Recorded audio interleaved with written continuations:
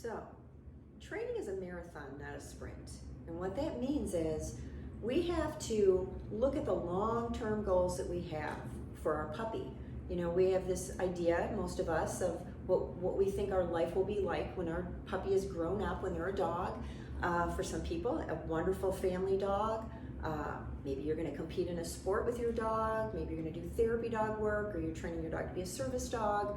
It could be any number of things, but for the most part, we kind of have some idea when we get this puppy of what we think we would like our life together to be. And so it's a process, you know, realizing this puppy has a lot of growing up to do, a lot of developmental milestones that they have to achieve. They have to go through, they're going to go through multiple fear periods throughout the first 2 years of their life. Those things are just inevitable. Whether we like them or not, they're going to happen. Our puppy isn't going to like everything we expose them to. They're not going to like everything that we want to do with them. They may not learn as quickly as we think that they should, and they may not prioritize training the same way we do. In other words, the things that I think are important for Ducky to learn right now may not be all that important to him. And I have to just take the time to get to know him. You know, I've had him now for 2 weeks, and we're still getting to know him, and he's still kind of figuring us out too. Everything here is brand new. Every room in our house is new to him. Every experience I have with him is new. Meeting people, going for walks, training, learning lots of different things. So I'm really just sort of pacing this. You know, it's a marathon, it's not a sprint. It doesn't matter if it takes him 3 weeks to figure out how to climb the ramp and get into my car. All I care is eventually that he's comfortable doing it and he can do it. And the same is true with obedience training. You know, if it takes us a month to learn some basic skills, great. If he learns them in 2 weeks, woohoo, even better. If it takes him 6 months. I've had puppies who just really, really love to train. They just, you know, all they wanted to do was just work, work, work. They ate it up all the time. I had other puppies who would train for 2 or 3 minutes and then they crawl off somewhere and go to sleep. They were done. They just had a different learning style, a learning curve, and that's fine. But I have to be okay with that if I'm going to continue to work with them and not become frustrated.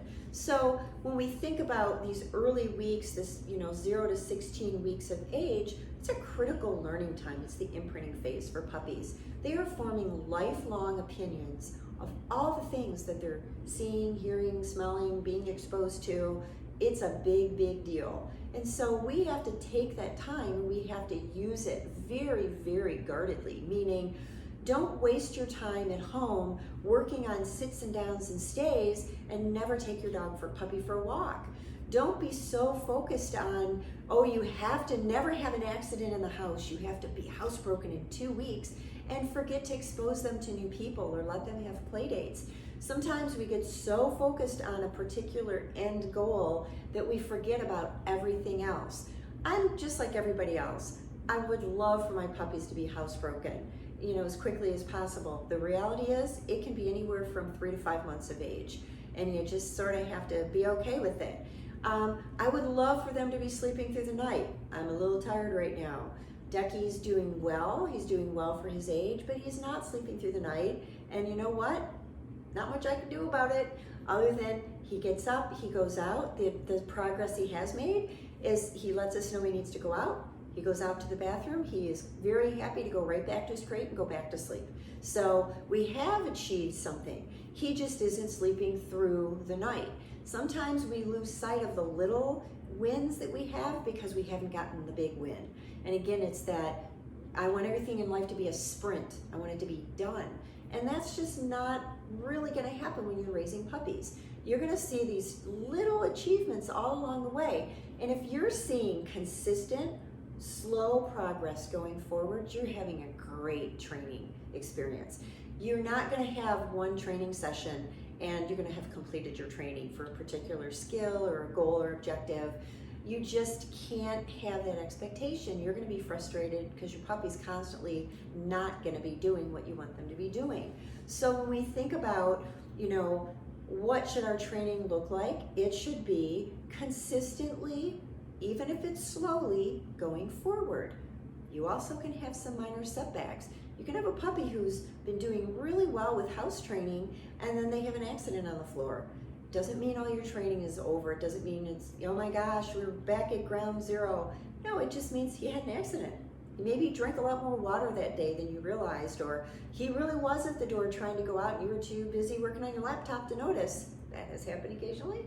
So we have to just put everything in perspective. And I think when I personally look at training as this marathon, it's just slowly building endurance and strength and skills and coordination and all of the things that puppies need to be well-adjusted, healthy, happy dogs. And if we can just kind of take the position of, I'm just going along for the ride. I'm here to set you up for success, and I'm going to cheer you along. I'm going to cheer Ducky for all the little successes that he makes. And when he makes a, I guess, mistake is, the only word I can think of, when he doesn't do something I particularly want him to do, oh well, we'll try again later, try again next time. Doesn't mean that all of his training has been, flushed down the drain. It just means, he just didn't achieve that goal as quickly as I would have liked. I have learned after all the years of raising and training puppies and working with clients that it's so much more enjoyable when you just kind of slow things down, really start to acknowledge all the positive things that are happening, because they're probably really small. They're not these big glaring, firework moments. But when you sit back and say, yeah, boy, a week ago, he was peeing in the house at least once a day. Now he hasn't peed in the house for 4 days. I'm pretty excited. And so I think that's a big win. So I'm pretty excited about that. So when we look at training, especially with puppies, just take it slow, really try to pay attention to the successes, and cheer your puppy on every step of the way, because every single day it gets better. And 6 months from now, you'll look back at these early weeks and say, oh my gosh, I remember when I thought he'd never get housebroken or he'd never stop barking in his crate. An example is right now, Ducky's behind me sleeping in his crate. He's really made, I think, great progress over the last 2 weeks. And now he's very comfortable. He's napping in there. He's sleeping in there at night. And occasionally, he'll give a protest and bark, bark, bark and want to come out. And we're still continuing to work through all of that. But I'm pretty excited. So when I look back over 2 weeks, I see so many things that are going well for him. And that makes me excited, and it keeps me, keeps me on track working with him. So appreciate what's happening, all the positive things that are happening with your puppy, and have fun.